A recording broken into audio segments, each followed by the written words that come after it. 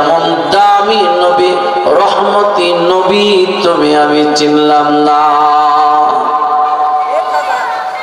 যারা পয়গম্বরের চিনছে, পয়গম্বরের মহব্বত যাদের দিলে ঢুকে গেছে, সরকার দু আলমের প্রেমে পইরা জীবনকে শহীদি মৃত্যুতে অন্তর্ভুক্ত করে দেয়, নিজেরই শহীদ করে দেয়।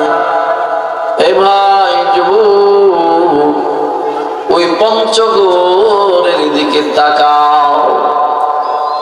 কাদিয়ানী সম্প্রদায়, যে কাদিয়ানী গোলাম আহমদ কাদিয়ানী আমার পয়গম্বরকে, আমার পয়গম্বর বলেন, এ দুনিয়ার মানুষ, আমি কিন্তু সর্বশেষ নবী, আমার পরে আর কোন নবী নাই। লা নবিয়্যা বাদি, আমার পরে আর কোন নবী আসবে না। কেউ যদি নবী দাবি করে তো ও কাফের, বেঈমান। কথা বলেন ঠিক না বেঠি? আল্লাহর নবীর পরে আর কোন নবী আছে? জোরে বলেন আছে? কেউ যদি দাবি করে সে কাফের, বেঈমান, মুরতাদ হয়ে যাবে। এমন কাফের, বেঈমান, মুরতাদদের সাথে প্রত্যেক মুসলমানের লড়াই করা হলো ফরজ আইন। ওই গোলাম আহমদ কাদিয়ানীর দোসরেরা, সঙ্গবান্ধবরা, আপনারা জানেন পঞ্চগড়ে 3 দিনের ইজতেমা করার মুসলমান সন্তান, মুসলমান যুবক, মুসলমান নরনারী মানুষগুলাকে ধোঁকা দেওয়ার জন্য, নিজেদের অন্তর্ভুক্ত করার জন্য 3 দিনের যে জামাতের পাইকারা করছিল, বাংলার জমিনের তাওহীদি জনতা, আশিকে রাসূলের প্রতিবাদে আলহামদুলিল্লাহ এই কাফির, বেঈমানদের ইজতিমা বন্ধ হয়ে গেছে। জোরে বলেন আলহামদুলিল্লাহ, জোরে বলেন আলহামদুলিল্লাহ। তবে এই যুবক, সুসংবাদ হলো, সেখানে আবার একজন নওজোয়ান যুবক ভাই আশিকে রাসূল নিজের জীবন দিয়ে, রক্ত, দাদা রক্ত দিয়ে বুঝায় দিছে, নবীর প্রেমে আমরা জীবন দিতে দ্বিধা করি না, আমরা পিছু হটতে পারি না। কথা বলে ঠিক না ঠিক? ইনশাআল্লাহ পয়গম্বরের জন্য ভালোবাসে, নবীর প্রেমে পড়ে যদি ডাক আসে, আমরাও তো নিজেদের জীবন দিতে পারি ইনশাআল্লাহ।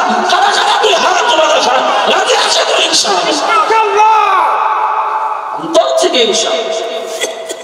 তুমি যাও নাই, জীবন দাও নাই, যুদ্ধে যাও নাই, নিয়ত করেছ, এই নিয়তের বিনিময়ে আল্লাহ তোমার এই শহীদি মওতের সওয়াব দান করবে। সুবহানাল্লাহ। এজন্য সাবধান মুসলমান, দুনিয়ার হায়াত যেদিন শেষ হয়ে যাবে, সমস্ত আমল ওই দিন বন্ধ হয়ে যাবে। দুনিয়ার এই ফিতনার জামানা, হক্কানি আহলে দিল বুজুর্গ, হক্কানি উলামায়ে কেরাম যেদিকে থাকবে, আপনাকে আমাকে ওই দিকেই থাকতে হবে। কথা বলেন ঠিক না?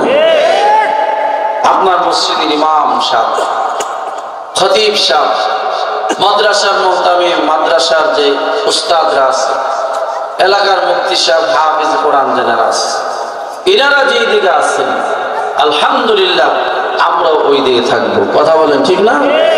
কে কোন দিকে ডাক দিল না, ডাক দিল তো যাওয়া যাবে না, আগে হক্কানি উলামায়ে কেরামের পরামর্শ নিতে হবে। ইমাম সাহেবকে বলতে, হুজুর মুখে ডাক দিল, শীত টাকার লোভ দেখাবে, লবণ দেখাবে, পদের লোভ দেখাবে, অনেক কিছু দেখাবে। সাবধান, ইমান হলো সবচেয়ে বড় দল। কথা বলেন ঠিক না? ইমান ছাড়া মুসলমান মৃত্যুর পরে কোনো কাজে আসবে না। ইমান যদি না থাকে ডাইরেক্ট জাহান্নাম, ইমান যদি থাকে চুল পরিমাণ, অনু পরিমাণ,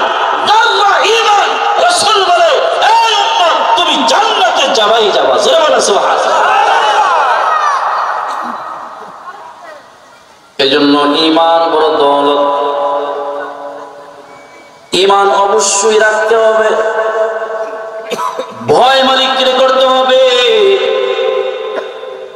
সরকারে তো আলমের মহব্বত দিলে ঢুকায়া দিতে হবে। আল্লাহর নবীর মহব্বত ছাড়া, আল্লাহর নবীর প্রেম ভালোবাসা ছাড়া একজন উম্মত আল্লাহর জান্নাতে যাবে না। হাসরের ময়দানে নবী যাকে উম্মত বলে স্বীকার করবে, দাবি করবে, একমাত্র ওই উম্মত জান্নাতে যাবে। কথা বলেন ঠিক না বেঠিক? এজন্য যুবক মায়েরা আমার, কখন যেন মৃত্যুর ডাক এসে যায়। এ যুবক ভাই, কত যুবক একসাথে এই রাজেন্দ্রপুরে ফুটবল খেলার ময়দানে খেললে, যুবক রে, কত রাজনীতিতে একসাথে সময় কাটাইলেন, একসাথে কত বন্ধু বান্ধব ভ্রমণে গেলেন, মসজিদে একসাথে লেখাপড়া করলেন, স্কুলে কলেজে লেখাপড়া করলেন। এ যুবক ভাই, আজকে তো আপনার ওই বন্ধুটা দুনিয়ায় নাই। আপনি বন্ধুর ঝোড়া ভেঙে চিরতরে জাহান, চিরতরে কবরে চলে গেছি, আর কোনদিন আপনার সাথে সঙ্গ দেবে না। এই জন্য আমার যুবক, কখন যেন মালাকুল মউত এসে যায়, আজরাইল কখন যেন থাবা দেয়া দেয়। আজরাইলের থাবা দেওয়ার আগে নিজের মুসলমান বানায়ালন, নিজের আশিক রাসূল বানায়ালন না। আল্লাহ রাব্বুল আলামিন বলেন, ইয়া আইয়ুহাল্লাযীনা আমানুত্তাকুল্লাহ, ইয়া আইয়ুহাল্লাযীনা আমানুত্তাকুল্লাহ হাক্কা তুকাতিহি ওয়া লা তামুতুন্না ইল্লা ওয়া আনতুম মুসলিমুন। আল্লাহ রাব্বুল আলামিন বলেন, হে ইমানদারগণ, ও মুমিনগণ, ইত্তাকুল্লাহ, আমি আল্লাহরে ভয় করো। কাকে ভয় করবেন? সবাই বলেন, কাকে ভয় করতে হবে? ইত্তাকুল্লাহ, আমি আল্লাহরে ভয় করো। খবরদার মুসলমান না হয়ে কবরে আইসো না। আল্লাহ বলে, বান্দা পূর্ণাঙ্গ ইমানদার হয়ে মুসলমান হয়ে কবরে আইসো। বন্দরি, এ বন্দি, বেঈমান হয়ে কবরে আসবা তো জাহান্নাম। মুমিন হইয়া, আবেদ আবেদা, মুমিন মুমিনা হইয়া কবরে আসবা, আমি আল্লাহ তোমার কবর জান্নাত বানায় দেব। সুবহানাল্লাহ।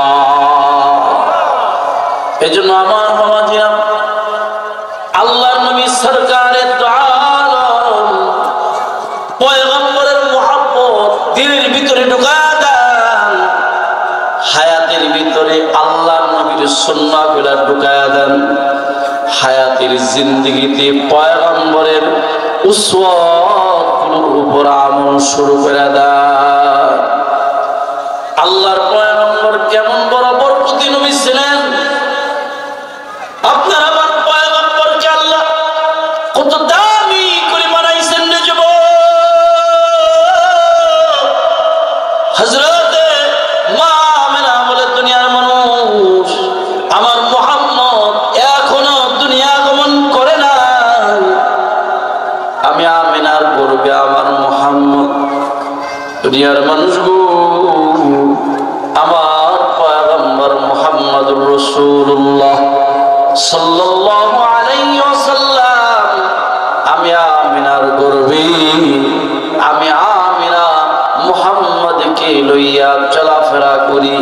আমি কূপের ধারে পানি আনতে যাই, কূপের পানিগুলো আমায় ডাক বলে, আমি না রে, কষ্ট করে কেন পানি নেওয়ার জন্য আসছো? আমাদের বলতা, আমরা ঘরে গিয়ে তোমার কলসগুলো ভরে ভরপুর করে দিতাম।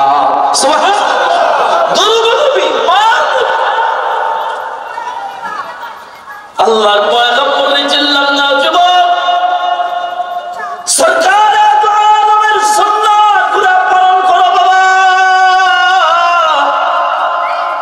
আল্লাহ নবীর আদর্শ ঢুকা দাও।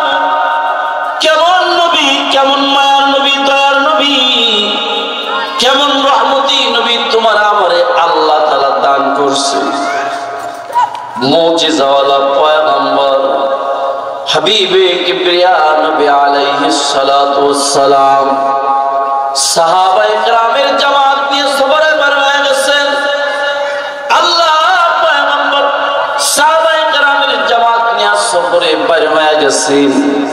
সফর চলতেছে, লম্বা সফর, সফর করতেছে তো আল্লাহ নবী সাহাবায়ে কেরামদের নিয়ে হঠাৎ করে সফরকে বিরতি দিয়েছেন। এমন এক জায়গায় অবস্থান করেছেন যার আশপাশে কোথাও পানি না, কোথাও পানি পাওয়া যায় না। সাহাবায়ে কেরাম ওযু করবে, পানির প্রয়োজন, গোসল করবে, পানির প্রয়োজন, পান করবে, পানির প্রয়োজন, কোথাও পানি নাই। সাহাবায়ে কেরাম আল্লাহর নবীর দরবারে চলে গেছে। নবীজি গো,